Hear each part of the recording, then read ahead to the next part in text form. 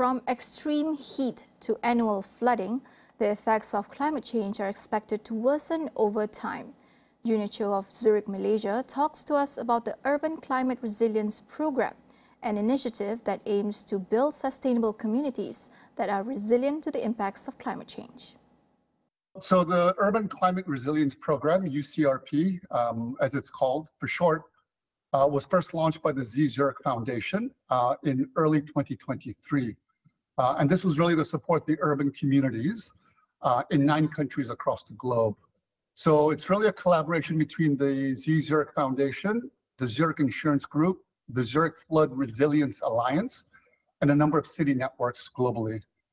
And what this does is it builds upon the Zurich Foundation's ongoing climate change work with the Zurich Flood Resilience Alliance, focusing on rural environments and urban spaces. So what is this about? So in this day and age, if you look at climate impacts, these are intensifying. There's a heightened importance to building sustainable, resilient local communities that can withstand, recover, and thrive in the face of climate-related disasters. And what we did was last year in November, we rolled out the UCRP to Malaysia for 2 local communities in Malacca, Kampung Morton and Pantai Perenggit. And this was made possible through a three-party collaboration between the Zurich Malaysia, Zurich Foundation, Resilient Cities Network, and also the historical city of Malacca. Just last month, we did a similar thing, focusing on Kuala Lumpur, and this is in conjunction with the C40 cities. We're also going to expand to 2 communities, PPR Renjin and Kampung Pasir. So for both Malacca and Kuala Lumpur, it's a 3-year program working with the local governments that we hope will strengthen community resilience against climate issues such as floods and extreme heat. Junior also outlined the steps that need to be taken to ensure that climate-related issues in these communities are properly identified and effectively addressed. First is to identify and engage with the urban communities in need. Quite often, it's very easy for us to kind of surmise and assume certain things. So it's really engaging with the communities to understand where the pain points are. The second is doing an in-depth analysis to understand the community's climate-related issues. The third is to plan and develop and customize the solutions that are relevant for those communities.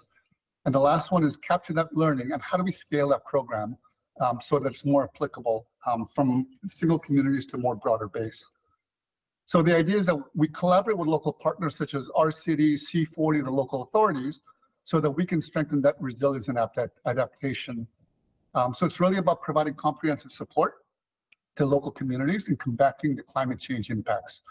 It's not about just funding some short-term impacts, but really how do you sustain that and be mindful of what it would take to really build that on a longer-term basis.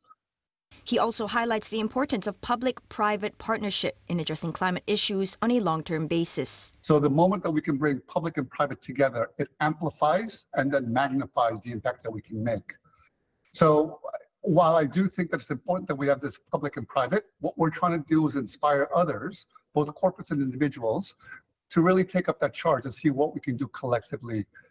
So for us, it's having that amplified impact, but also making sure that we inspire others to do more. And that may start with someone, a young kid that's in the kampung that's trying to do something relevant for his or her community. And the way we have to do that is we as corporate citizens need to help support that platform as much as possible. So it's something that we think is quite positive, and we do believe that this needs quite immediate attention for a longer term basis to really take care of the future generations that are living in those communities.